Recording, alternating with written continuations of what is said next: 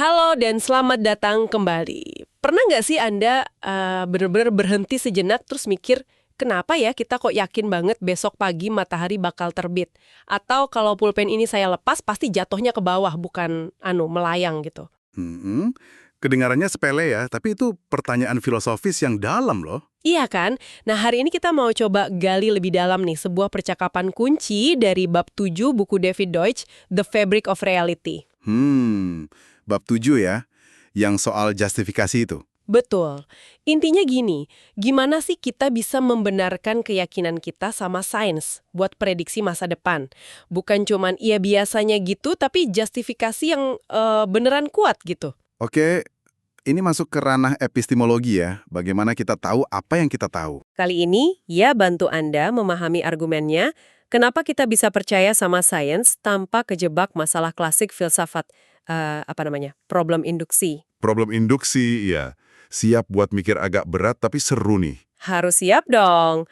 Oke, mari kita mulai. Oke, kita langsung aja ya ke jantung masalahnya. Di sumber kita itu ada ilustrasi bagus. Bayangin ada orang di puncak Menara Eiffel, mikir mau lompat. Waduh, jangan dong. Hehe, ini cuma bayangan.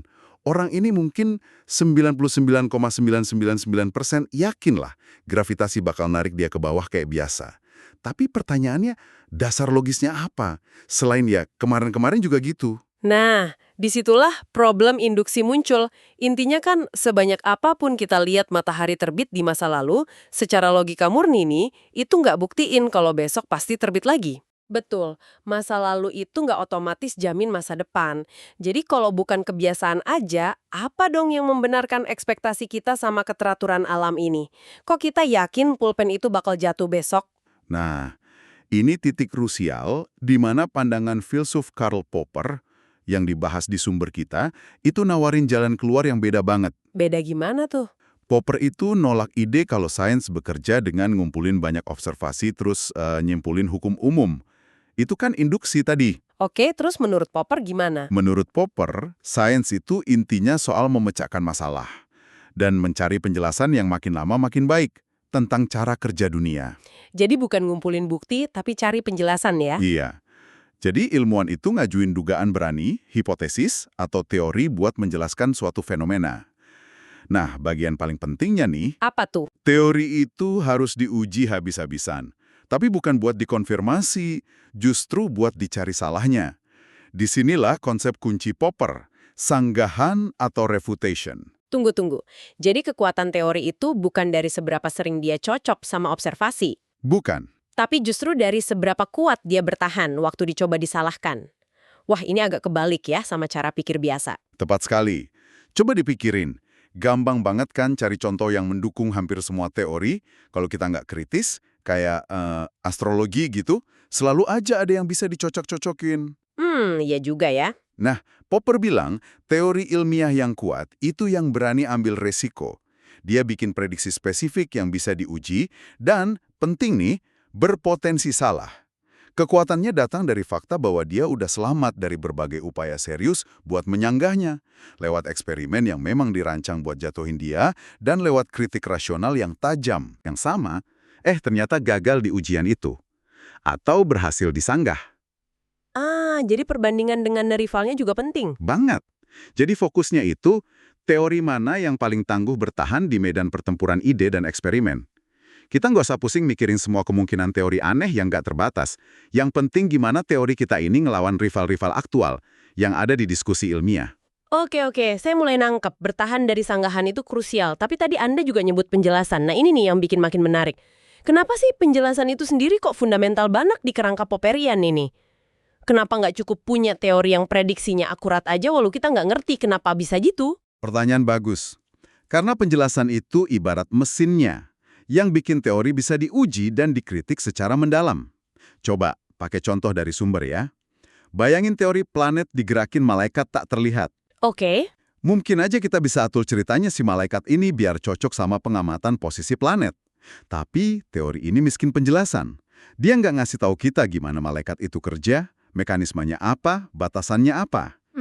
Jadi nggak jelas cara kerjanya ya? Betul. Akibatnya, teori malaikat ini hampir mustahil dikritik secara substansial. Kita nggak bisa nanya, sayap malaikat butuh energi nggak? Gimana gaya dorongnya di ruang hampa? Dia nggak menjulurkan lehernya, nggak ngasih kita pegangan buat diuji lebih lanjut. Dangkal jadinya. Beda sama teori gravitasi Newton atau relativitas Einstein gitu ya? Nah, itu dia. Teori kayak gitu kan ngasih penjelasan mekanistik yang detail. Mereka jelasin mengapa dan bagaimana benda-benda langit bergerak. Jadi karena teori gravitasi itu menjelaskan mekanismenya, dia justru bikin dirinya rentan diuji. Kita bisa tes prediksinya di macam-macam kondisi, cari celahnya, cari anomali. Dan justru karena dia berani jelasin detail dan spesifik, Kalau dia terus-menerus selamat dari ujian-ujian berat itu, kepercayaan kita jadi lebih beralasan. Gitu ya? persis. Teori dengan penjelasan bagus itu kayak membuka diri buat diserang dari banyak sudut. Makin dalam dan luas penjelasannya, makin banyak potensi titik lemah yang bisa diuji. Proses inilah ngajuin penjelasan berani, terus dikritik habis-habisan, yang dorong kemajuan sains. Oke. Kalau sebuah teori dengan penjelasan kaya berhasil lolos dari kritik keras dan eksperimen krusial, dia otomatis lebih unggul. Kenapa? Salah satunya ya karena dia berhasil mengurangi jumlah hal yang nggak bisa kita jelasin tentang dunia. Oke, ini masuk akal banget. Penjelasan bagus itu kunci buat pengujian dan kemajuan. Tapi balik lagi nih ke orang di Menara Eiffel tadi. Anggaplah ada kriptoinduktivis, istilah di teks buat orang yang ngakunya anti-induksi tapi diam-diam masih pakai asumsi induktif. Si skeptis ya. Dia bisa bilang, teori Anda gravitasi berlaku besok, sama teori aneh saya, gravitasi berhenti besok jam 8 pagi, kan sama-sama cocok sama semua data masa lalu. Nggak ada eksperimen kemarin yang bisa bedain keduanya. Jadi kenapa teori Anda lebih bagus? Nah loh, gimana jawabnya tanpa balik lagi ke argumen, ya biasanya kan gitu. Ini argumen klasik memang. Jawabannya, menurut kerangka berpikir di sumber kita, itu ada di asimetri penjelasan. Asimetri penjelasan, maksudnya? Ada beda fundamental antara dua teori itu. Bukan soal cocoknya sama data masa lalu, tapi soal kualitas penjelasannya. Teori gravitasi berhenti besok yang diajuin tanpa penjelasan kenapa kok berhenti, itu secara inheren jauh lebih lemah. Kenapa lemah?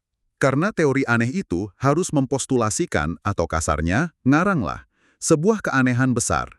Hukum fisika tiba-tiba berubah gitu aja tanpa alasan. Dia ngenalin anomali, keajaiban kecil, tanpa dasar penjelasan sama sekali. Ini penjelasan yang buruk karena nambah kompleksitas tanpa ngasih pemahaman. Sementara teori standar. Nah, teori standar, gravitasi lanjut, nggak perlu nambah asumsi aneh. Dia cuma ngelanjutin penjelasan yang udah terbukti kuat sejauh ini. Jadi intinya bukan cuma soal cocok sama data lama, tapi teori mana yang nggak perlu ngada-ngada keanehan tanpa dasar gitu ya? Tepat, bahkan argumen di teks lebih jauh lagi. Bahasa yang kita pakai sehari-hari aja udah dibebani teori.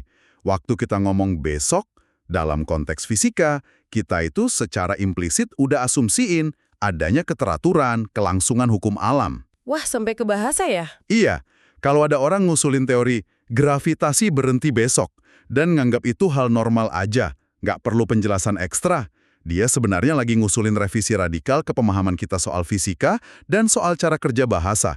Tanpa justifikasi apapun, ini secara objektif penjelasan yang lebih buruk, lebih ruwet, kurang memuaskan dibanding teori standar. Oke. Jadi ada beda objektif ya? Betul. Ada perbedaan objektif antara teori yang prediksiin kelanjutan berdasarkan penjelasan yang ada dan teruji, sama teori yang prediksiin penyimpangan radikal tanpa penjelasan. Teori kedua ini harus nelen pil pahit berupa asumsi tambahan yang ad hoc, dibuat khusus buat kasus ini aja, bahwa hukum alam berubah tiba-tiba. Nah, perbedaan kualitas penjelasan inilah yang matahin argumen si kriptoinduktivis tadi. Oke, ini benar-benar mencerahkan sih. Jadi artinya buat kita nih yang bukan filsuf, proses Popperian ini fokus ke penjelasan terbaik yang selamat dari kritik terberat, itu ngasih kita justifikasi rasional, alasan kuat buat bertindak berdasarkan teori ilmiah terbaik yang kita punya saat ini. Iya, kita jadi punya alasan bagus. Karena teori standar itu penjelasan terbaik yang bertahan. Sementara teori gravitasi berhenti itu penjelasan buruk yang ada-ada. Betul. Tapi, nah ini tapinya nih, ini bukan berarti sains itu ngasih kita kepastian mutlak kan? Bukan jaminan 100% teori kita benar selamanya. Sama sekali bukan. Ini poin penting banget. Justifikasi rasional buat bertindak berdasarkan teori terbaik saat ini, itu beda sama klaim kalau teori itu kebenaran final. Oke. Teori terbaik kita hari ini bisa aja besok terbukti salah atau nggak lengkap. Kalau muncul penjelasan lebih dalam atau bukti baru yang nyanggah. Sejarah sains kan penuh contoh gitu. Kesalahan selalu mungkin. Sains itu proses cari kebenaran yang nggak pernah berhenti, bukan gudang kebenaran absolut. Kita harus selalu siap revisi pandangan. Dan satu lagi yang menarik dari sumber kita, penekanannya pada argumennya itu sendiri, bukan siapa penemunya. Teksnya malah bilang, penemu teori sekelas Popper pun bisa aja keliru paham semua implikasi idenya sendiri. Yang penting itu kekuatan logis penjelasannya, gimana dia bertahan dari kritik, bukan siapa yang ngomong. Ini penting buat jaga objektivitas ya. Tentu saja.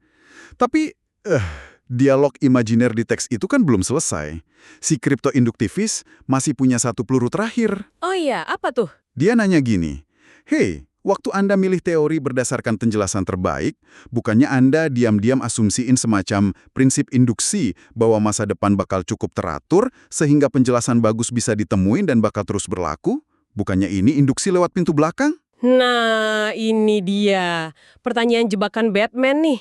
Gimana jawabannya? Apa kita emang kejebak lagi asumsi soal masa depan? Jawaban dari argumen di teks, enggak.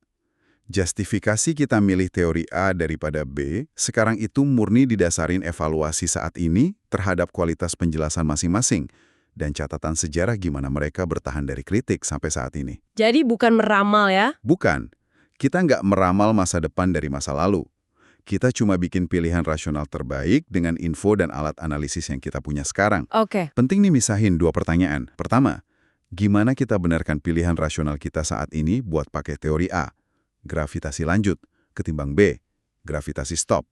Jawabannya iya di penjelasan dan kritik tadi. Oke, pertanyaan pertama jelas. Kedua, Pertanyaan kedua, kenapa sih alam semesta ini punya sifat keteraturan yang memungkinkan adanya hukum fisika dan prediksi andal?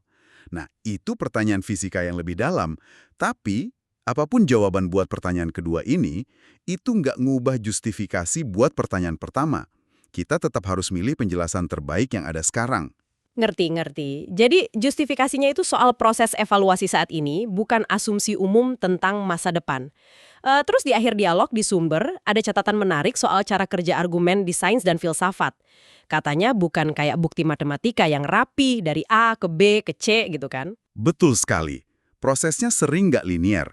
Kita mungkin mulai dengan ide atau penjelasan yang masih kasar, belum lengkap, mungkin ada inkonsistensi. Sumbernya nyebut ini mulai di tengah. Di tengah, ya. Ya. Terus, lewat proses dialektika, kritik, debat, pengujian, revisi, kita berusaha perbaiki penjelasan itu. Bikin lebih koheren, lebih konsisten sama bukti, lebih luas jangkauannya. Dalam proses ini, asumsi paling dasar sekalipun bisa dipertanyakan dan diubah kalau perlu.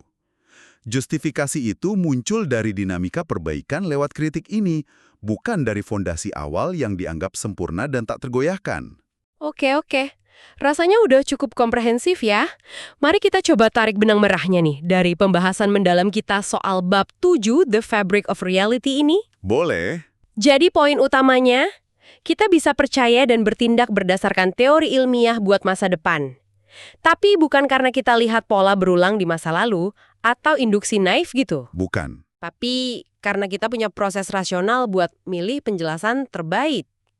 Penjelasan yang paling dalam, paling berani menjulurkan lehernya buat diuji, dan yang paling tangguh bertahan hidup dari semua upaya kritik dan penyangkalan. Dan penjelasan yang nggak ngada-ngada keanehan tanpa dasar, itu secara objektif lebih unggul. Nah, itu dia. Dan mungkin sebagai penutupnya, ada satu pemikiran yang bisa Anda bawa pulang. Meskipun kita punya alasan rasional yang kuat buat ngandelin sains, kita mesti selalu ingat kalau pengetahuan kita ini sifatnya tentatif. Selalu bisa salah ya. Selalu ada kemungkinan salah, selalu terbuka buat diperbaiki. Proses penemuan nggak pernah selesai.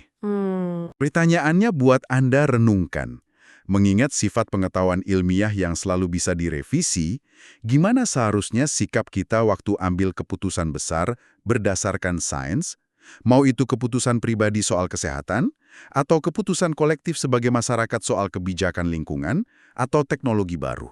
Wah, ini relevan banget. Seberapa besar kepercayaan yang pantas kita kasih ke kesimpulan ilmiah terbaik saat ini, sambil tetap sadar kalau itu mungkin bukan kata akhir. Nah, nemuin keseimbangan antara keyakinan buat bertindak dan kerendahan hati intelektual itu tantangan tersendiri loh. Pertanyaan yang bagus banget buat direnungkan. Oke deh, terima kasih sudah menyimak pembahasan kita kali ini. Semoga ini ngasih Anda perspektif baru ya tentang gimana sains bekerja dan kenapa kita bisa ngandelin sains, meskipun tanpa jaminan mutlak. Semoga bermanfaat. Teruslah bertanya, teruslah penasaran, sampai jumpa di pembahasan mendalam berikutnya.